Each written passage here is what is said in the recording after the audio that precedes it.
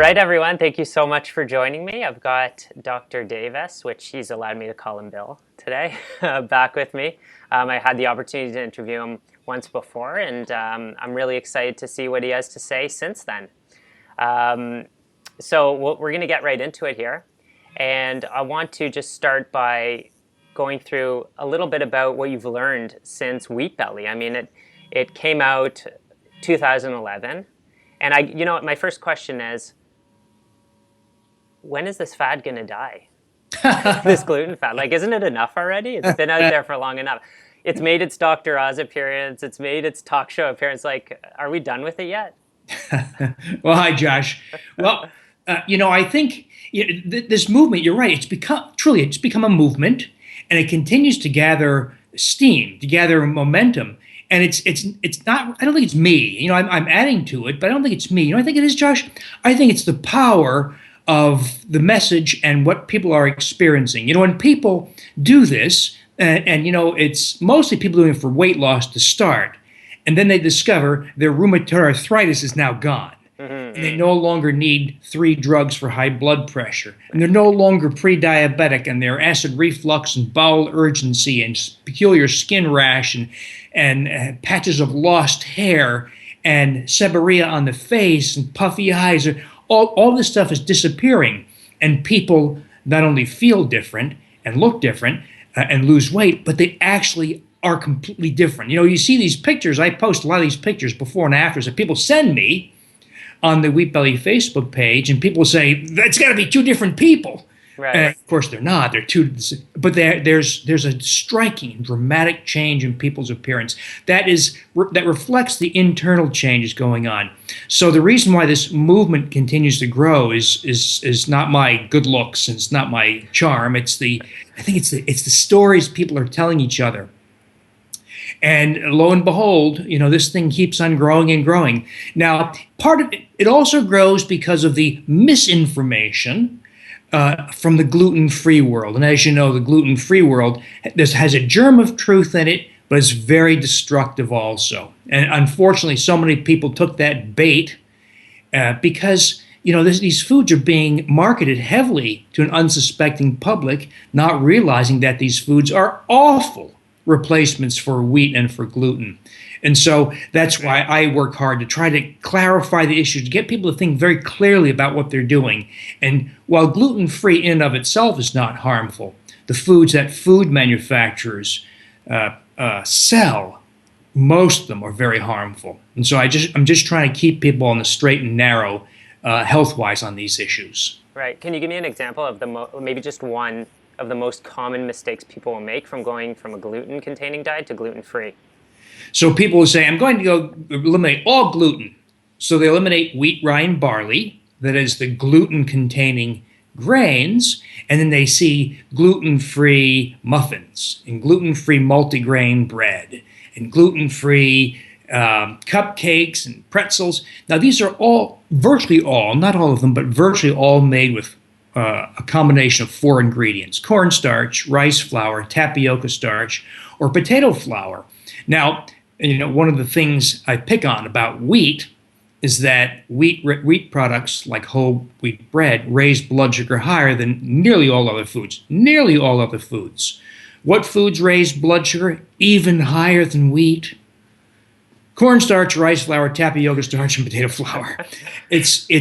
So very high blood sugars, as you know, Josh, are not benign. They have very real implications, and they can cascade. High blood sugars can cascade over time into hypertension, visceral fat, weight gain, dementia, cancer, heart disease. We're talking about very, very serious consequences of eating those awful gluten-free foods.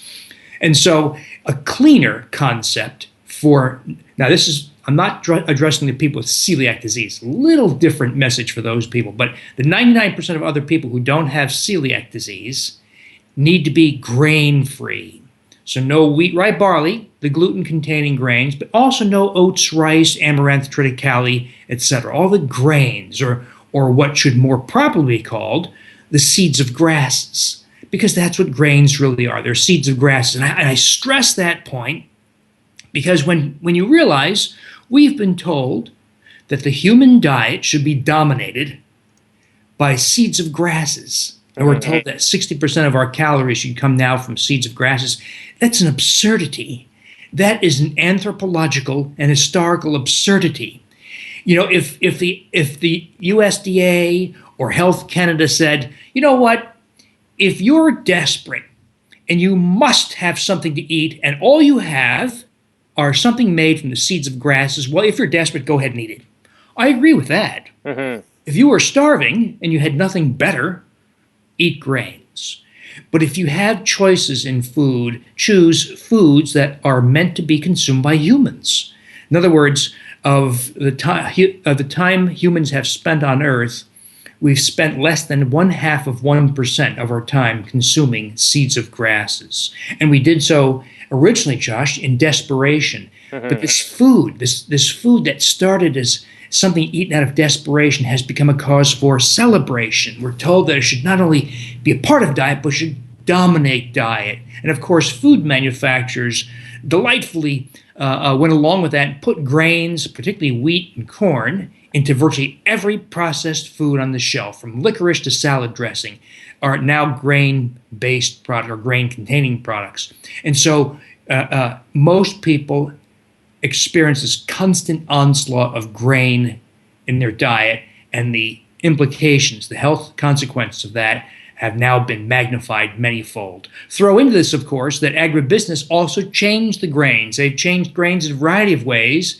You know, they offer this thinly veiled defense, and they say Davis is crazy. There's no such thing as genetically modified wheat. Well, that's true, not the crazy part, but about being no such thing as there being no such thing as genetically modified wheat on the market. That's true. It's been changed by other methods, and these methods are often worse than genetic modification. They didn't tell you that part. And of course, corn is a seed of a grass as well, and that has been genetically modified. So the grains have been the recipient of extensive genetic changes, some of them genetic modification, and other methods as well. Okay, so I think your points say that it's here to stay, that we can't really go against thousands of years of evolution. I think another important point to pull out from that is that it's not so much that gluten is like the devil. It's more about what gluten does to the body and what those foods do to the body.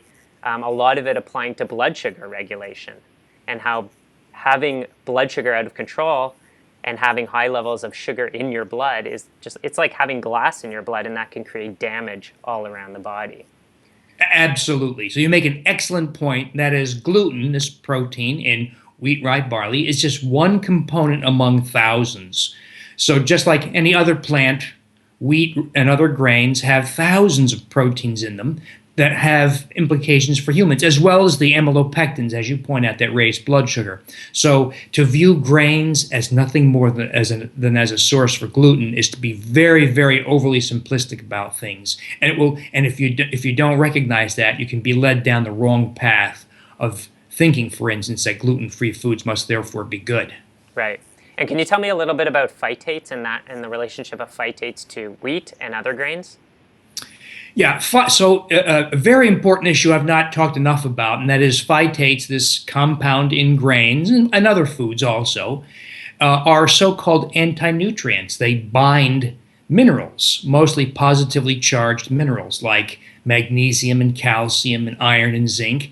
And so this is part of the reason why grains are quietly fortified, to partly compensate for the nutrient blocking effects of the phytates in grains. I find it astounding that if you eat 2 slices of whole wheat bread, for instance, or a bagel, there's enough phytates in that one piece of food to reduce iron absorption by as much as 90%. Wow. I've lost track, Josh, of the number of people I've seen, mostly females, who had iron deficiency anemia. You know, these people are tired and cold all the time and depressed often, and they have a hard time functioning. It's not a benign condition. It can be very serious and doesn't respond to iron. It's iron deficiency anemia that doesn't respond to iron. They even have to sometimes go through either intravenous iron infusions or actually blood transfusions. until you remove the grains, and their iron deficiency anemia goes away. The World Health Organization is well aware of this, by the way. This is not my speculation. This is a well-established fact. Right. The number one cause for iron deficiency anemia in the world, 2 billion cases, by the way, the number one cause is blood loss, injury, ulcers, menstrual cycles. The number two cause for iron deficiency anemia in the world, grain consumption. So the World Health Organization knows that if they ship in, let's say, wheat or other grains into a starving area, they have to take some kind of action to deal with the iron deficiency anemia. So zinc is a big deficiency in people who consume grains. For the same reason, you can get impaired immunity and chronic skin rashes, at least skin rashes amplified, often started by wheat and grains and made worse by zinc deficiency. Magnesium deficiency, another one that leads to osteopenia, osteoporosis, disrupted blood sugars and blood pressures. So this is a big problem. Now, there are phytates in other foods too, particularly beans, but you can reduce them, not eliminate, but reduce them by soaking them. You really can't soak grains that easily. You can sprout the seed, but even then, you still have lots of phytates and the other components remaining. And beans don't tend, for most people, don't tend to dominate the diet as grains do. In other words, you'll find wheat, for instance, in licorice and in frozen TV dinners and taco seasoning, but you won't find beans in all those processed foods. So grains play this dominant role, and as a result, we have astounding levels of nutrient deficiencies. So wonderfully, if you stop eating grains and the grain industry and the grain lobby goes berserk and says you're going to become deficient in all these nutrients, the exact opposite happens. Your B12 level goes up. Your zinc level goes up, your iron level goes up, your magnesium level goes up. Numerous nutrient levels go up when you remove grains. So this notion that you must have grains for the nutritional value is an absolute fiction of dietary marketing. Yeah, and I can definitely concur that I see that in my practice too. Every single day. Tons of people deficient with iron, and it's because of what they're eating. What are some of the lessons, actually, before I get to that, in terms of children, and maybe children under the age of 10, because we know sometimes celiac happens later in life when there's the perfect storm. And we know that there's also something called non-celiac gluten sensitivity. So what types of symptoms can we look for in the young children under the age of 10 that might point to the fact that they might be sensitive to gluten? Well, as you know, celiac disease, this disease that purportedly affects 1% of the population, it now shows up in a variety of different ways. While the classical way it showed up was diarrhea and weight loss and failure to grow, it's now showing up as impaired learning and fatigue and skin rashes, or no symptoms at all, and they can still have celiac disease. Now, the problem with this notion of gluten sensitivity is, I applaud all efforts to lay blame on grains for one thing or another, but what I can't tell you is that so-called gluten sensitivity is due to the gluten. So it's like saying, if you have lung cancer from smoking cigarettes, you must therefore have a tar sensitivity. Well, there's lots of other things in cigarettes that could have caused lung cancer. Perhaps the whole total package is the problem. So likewise in wheat, there's gluten, but there's thousands of other components that could be responsible for symptoms, such as wheat germ agglutinin is a very powerful bowel toxin. Even in minute amounts, it is extremely toxic to the human gastrointestinal tract. It's a massive disruptor of endocrine health and digestive health. And so what's being called gluten sensitivity may indeed be gluten sensitivity, or it may be wheat germ agglutinin sensitivity, or some other of the other many proteins and components in wheat and grains. So I think a better way to think of it is grain sensitivity. We just can't put our finger on precisely which component it is. It might be the gluten, but it's probably some other things, and it may vary in different people. Key point is there are numerous toxins in wheat and grains, And just because, so there, I point this out because there was that one teensy-weensy study from Australia where they gave purified gluten to people, and many people with presumed gluten sensitivity didn't respond, didn't have adverse effects. And they declared that gluten sensitivity was a sham. Well, that may be true, but you can't test just gluten and declare that the entire plant is therefore safe. It's like saying just because tar was removed from a cigarette smoking must therefore be good. So there's too many other things wrong with the human consumption of the seeds of grasses, and gluten's just one thing in that list. Mm-hmm. So going back to that, it's fascinating that that study might have completely missed what they were actually looking for because they had purified a piece of food, which is what happens so often. Going back to children and what symptoms some of them might experience, or what should parents look out for, that might not be so obvious, because I think the younger generation, like the younger kids, they're not as in tune with their body. They just sort of react or do things, or they be a certain way, but they don't say, oh, I feel this way, or I'm thinking this way today. So what would you look out for? Misbehavior is probably among the most common. That is, kids who have tantrums, irritability, difficulty sitting still. It's often called ADHD, right? Right. Or just a problem kid. It is so often, not always, of course, but so often, it's the extreme irritability caused by grain consumption. So misbehavior is a very common one. Abdominal discomfort. It could just be the tummy ache that keeps the kid from going to school. It's very, very common. Slow growth is a very common way it shows up.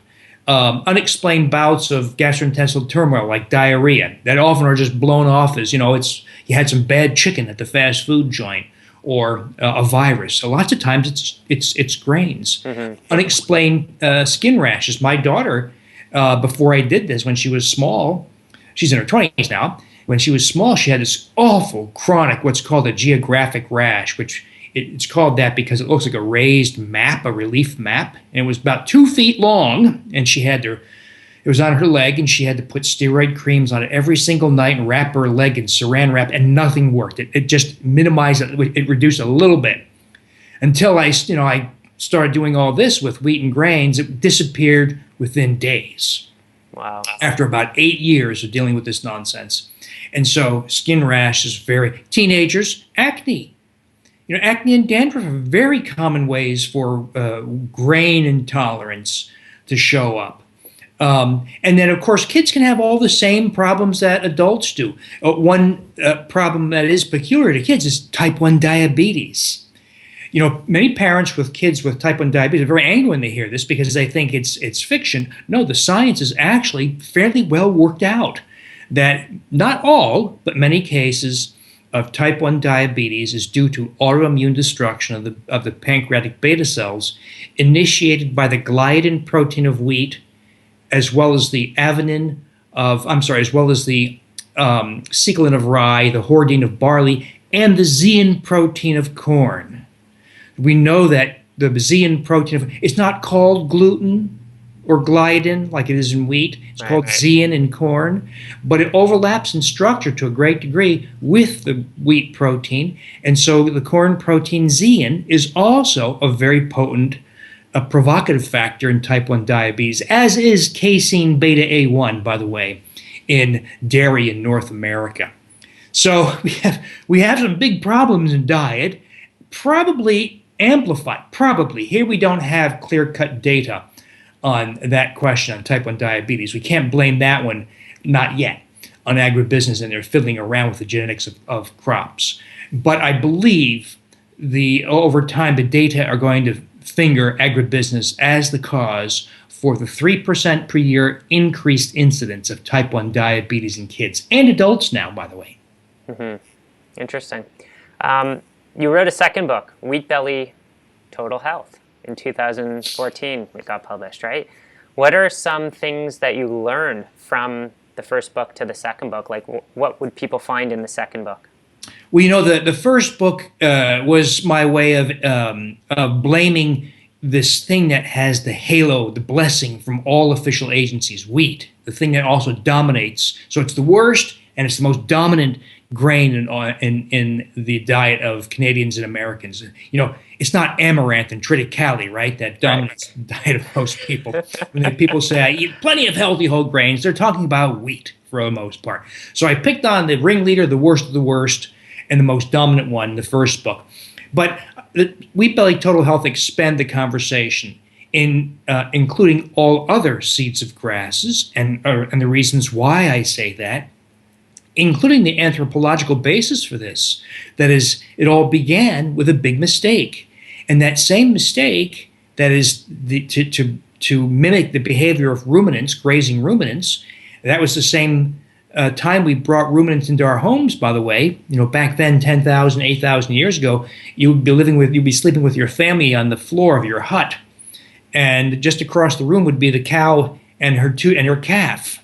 And that's the origin of tuberculosis and smallpox and the flu, the so-called zoonoses, the diseases we got from animals, but specifically the grazing ruminants that we became very friendly with.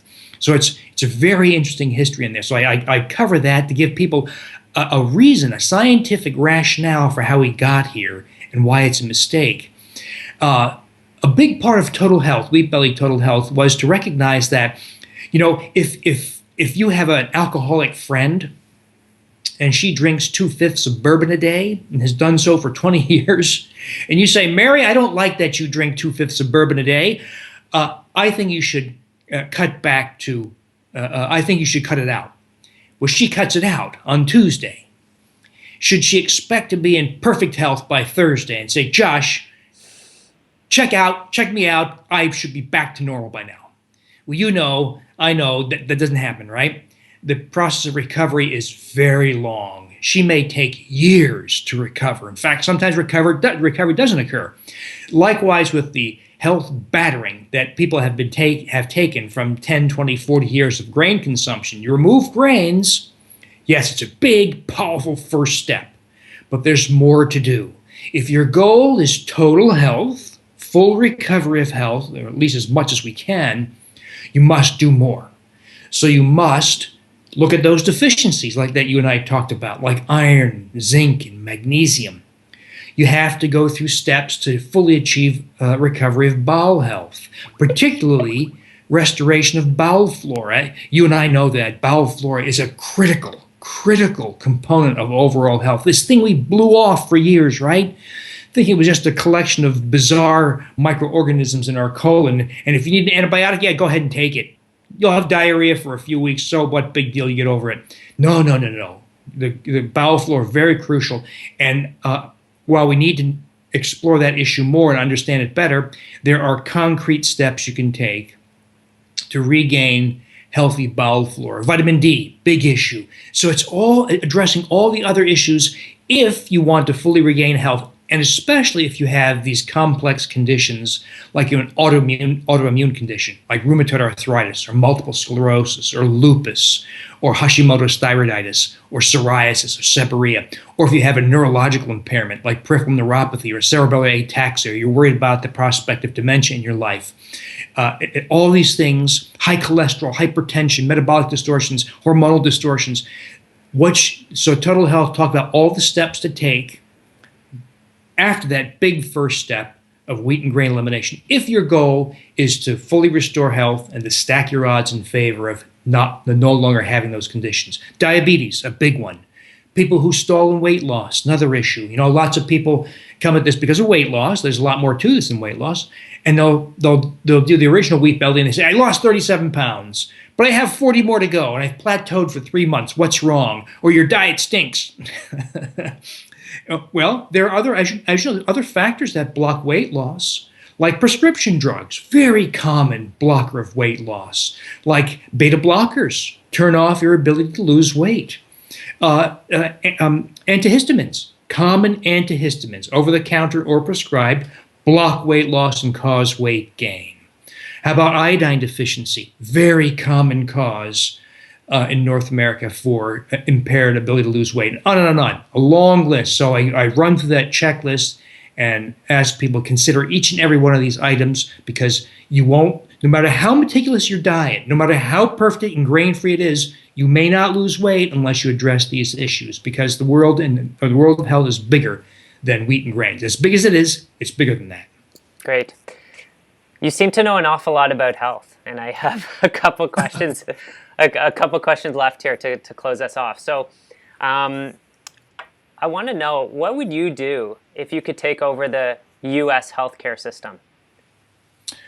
Well, one thing, I don't know. You know why, Josh? Because as you know, if I could be an idealist and say no human should eat grains in any form, and no one should be adding sugar, nor sugar surrogates like high fructose corn syrup, you know what we'd have?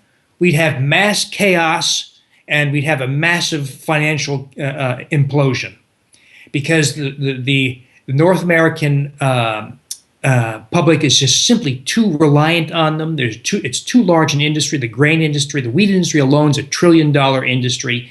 So we can't just shut them down. I'd love to, but we won't, we can't. This is going to be something that unwinds over the next several centuries.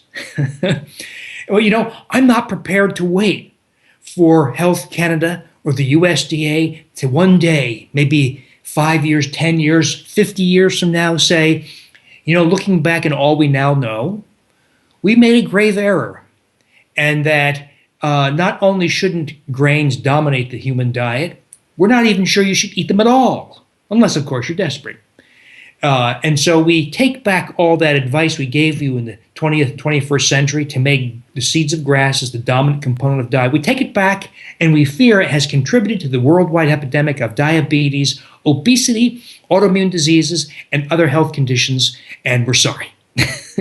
I don't think we'll ever hear anything like that, certainly not in the U.S., where everybody's suing each other. So, you know what? If someone reads this or hears this message and they think the rationale is solid, and you worry about your health and the health of your family, there is nothing to lose. There is no downside, except some measure of inconvenience and some effort to understand the issues in going wheat and grain free. There is nothing to lose. And from what I've witnessed where I sit for these last many years, there is an extraordinary amount of good to be gained. Absolutely.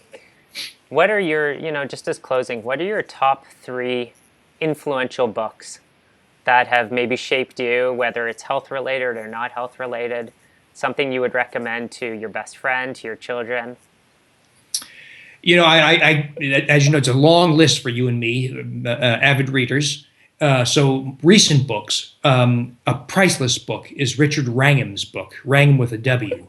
Wrangham. He's an anthropologist at Harvard, and he wrote a book called Catching Fire. And it is more speculative, but built on very solid rationale. It is how fire changed human evolution, the way we eat, the way we are, the sides of our brains. It's a fascinating look at adaptation to life on this earth. An excellent book is Nina Teicholz's book. I'm blank on the name, but it's Teicholz, and she wrote a book very similar to Gary Taub's book, Good Calories, Bad Calories, that essentially dissects apart how in the world we got to this absurd notion of cutting fat in the diet. Oh yes, is that the fat? I'm drawing a blank. I think it's the big fat, the big fat lie, or the something like that. Yeah, I know there's like a big burger on the front or something. A third book, lots of books. Well, perhaps Gary Taubes wrote an excellent book, Good Calories, Bad Calories. Very similar to Nina's book, but attacking more the weight. So Nina focused more on the heart disease aspect of this mess they created with the misinformation about dietary fat. Gary Taubes chose to pursue mostly the weight issue with fats. That is, how fats got fingered for causing weight gain, and clearly fats do not cause weight gain. It's carbohydrates like grains and sugars that cause weight gain. In fact, in my program, I tell people, eat lots of fat if you want to get skinny and not be tempted by cravings. Mm-hmm. So those are 3. And of course, that's not meant to be an exhaustive, complete list. Those are 3, I think, great books that I think if we look back in 30 years, we'll realize those are among the milestones in thinking. What's interesting about this, Josh, is so much wisdom now, and I think about this a lot. So much wisdom is coming from outside of conventional healthcare. So much, forgive me, sorry. So much wisdom is coming from outside the healthcare system. And so much synthesis, information, understanding is coming from people outside of conventional healthcare. It's not the doctors in the universities coming out with these new insights. It's you and me and social media and books. That's where a lot of the where the tough questions are being asked, and a lot of the great answers are coming. I mean, if you read Richard Wrangham's book, for instance, on the influence of fire and cooking of food, it's an astounding insight into human adaptation. And that comes from an anthropologist. And I love when new information comes from the synthesis and collation of data from outside of conventional sources. Well, thanks for that. Great information. I love the book recommendation. Going to check out. I think it was The Big Fat Surprise. That's it. I think there you go. It came to me when you were sorry, when Nina. you were continuing. But so I think what I get from all of this is that it's not just a fad. I guess I should still continue recommending this to my clients. That's what I was trying to figure out today on the interview. Thanks for setting me straight. And I guess just where can people find you if they want more information, want to read your blogs, want to read all those case reports of people with crazy transformations? There's a lot of action in two places, the Wheat Belly blog and the Wheat Belly Facebook page. I call it the official Wheat Belly Facebook page because, as with any movement or popular site, there's all kinds of copycats, and so it's the official Wheat Belly page, and lots of action there. And it's great for people starting out. It's also great for people who've been doing it for 3 years. As you say, there's lots of before and after type posts, but it's also lots of practical how-tos, keeping your finger on the trends of conversation. You get to ask people, I can't find this particular supplement or food product in my neighborhood. Do you know where I could find it? And people from your neighborhood will respond, even though it's a worldwide phenomenon. So, social media has become an astounding and effective health tool. And so I love that this is the new age where you don't have to go to your doctor so much anymore, but you can ask your nice friends, the hundreds of thousands and millions of people on your social media for the health answers that are surprisingly accurate and responsible. Perfect. Thank you for that. And thank you so much for joining me again. Always a pleasure. The pleasure is mine, Josh. Thank you. All right. Take care.